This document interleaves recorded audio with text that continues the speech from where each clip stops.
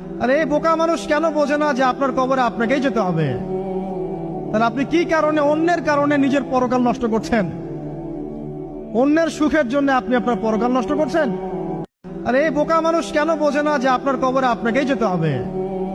তাহলে আপনি কি কারণে অন্যের কারণে নিজের পরকাল নষ্ট করছেন? অন্যের সুখের জন্য আপনি আপনার পরকাল নষ্ট করছেন?